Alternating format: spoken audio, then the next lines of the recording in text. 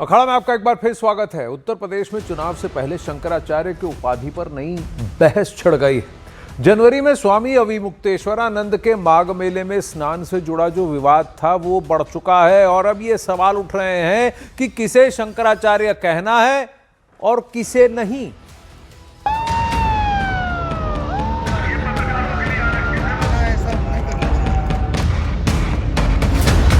शंकराचार्य पर छिड़ी बहस, धर्म के नाम पर फैला भ्रम। प्रयागराज के माघ मेले में स्वामी अविमुक्तेश्वरानंद के शिष्यों से बदसलूकी से शुरू हुई लड़ाई शंकराचार्य की उपाधि तक पहुंच गई। 13 फरवरी को यूपी विधानसभा में मुख्यमंत्री योगी आदित्यनाथ ने पहली बार स्वामी अविमुक्तेश्वरानंद के बारे में बात की थी।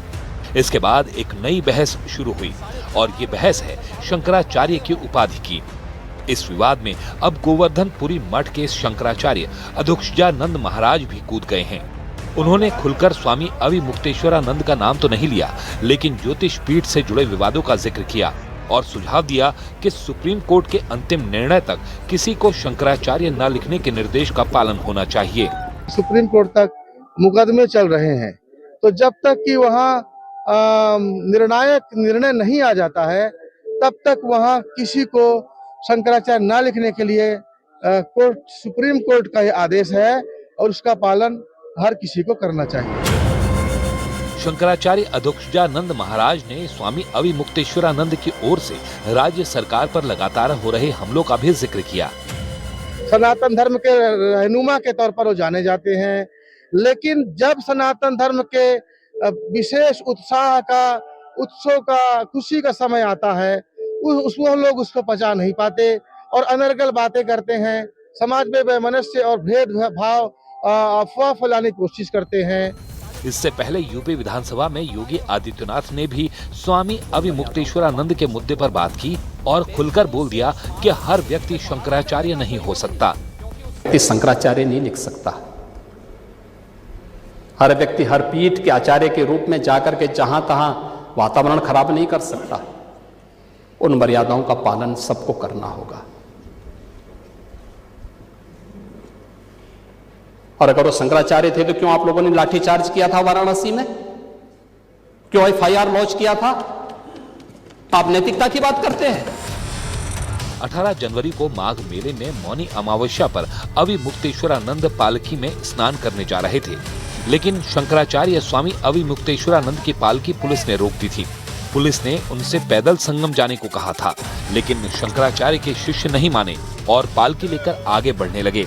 इस पर शिष्यों और पुलिस के बीच धक्का मुक्की शुरू हो गई थी। पुलिस ने कई शिष्यों को हिरासत में ले लिया था। इससे स्वामी अविमुक्तेश्वरानंद नाराज हो गए थे। अफसरों ने उन्हें समझाने की कोशिश की थी, लेकिन वो नहीं माने। इसके बाद पुलिस ने शंकराचार्य के कई और समर्थकों को हिरासत में ले लिया था। शंकराचार्य की पालकी को खींचते हुए संगम से 1 किलोमीटर दूर ले जाया गया था। इसके बाद विरोध में शंकराचार्य 28 जनवरी तक अपने शिविर के बाहर धरने पर रहे थे। बाद में उन्होंने धरना खत्म किया, लेकिन यूपी के सीएम पर उनके हमले जारी रहे और देखते ही देखते मामला बढ़ गया। मुख्यमंत्री के बयान के बाद तो शंकराचार्य की उपाधि किसे मिले या ना मिले, इस बात पर बहस छिड़ गई है। तो क्या कोई भी व्यक्ति शंकराचार्य बन सकता है? इस पद तक पहुंचने के लिए किन योग्यताओं और नियमों का पालन करना पड़ता है? आपको आसान भाषा में समझाने की कोशिश करते हैं, बताते हैं। ये पद सनातन हिंदू परंपरा का सर्वोच्च आध्यात्मिक दायित्व माना जाता है, जिसके लिए कठोर नियम और लंबी साधना की भी जरूरत पड़ती है। शंकराचार्य बनने वाले व्यक्ति का आचरण अच्छा होना चाहिए, उसे वेदों की अच्छी जानकारी होनी चाहिए और उसे ब्रह्मचारी होना चाहिए। ये नियम उन कई नियमों में से एक है जो शंकराचार्य बनने के लिए आवश्यक हैं। शंकराचार्य अक्सर अपने जीवन काल में ही अपने सबसे योग्य शिष्य को भावी शंकराचार्य के रूप में चुन लेते हैं। यदि उत्तराधिकारी घोषित नहीं किया गया तो काशी विद्वत परिषद यानी विद्वानों की सबसे पुरानी संस्था और मठों के शंकराचार्यों की राय ली जाती है और योग्य उत्तराधिकारी चुना जाता है। ज्योतिष पीठ बद्रीनाथ के मामले में 2 शिष्यों ने खुद को उत्तराधिकारी बताया है, जिससे मामला सालों तक कोर्ट में रहा।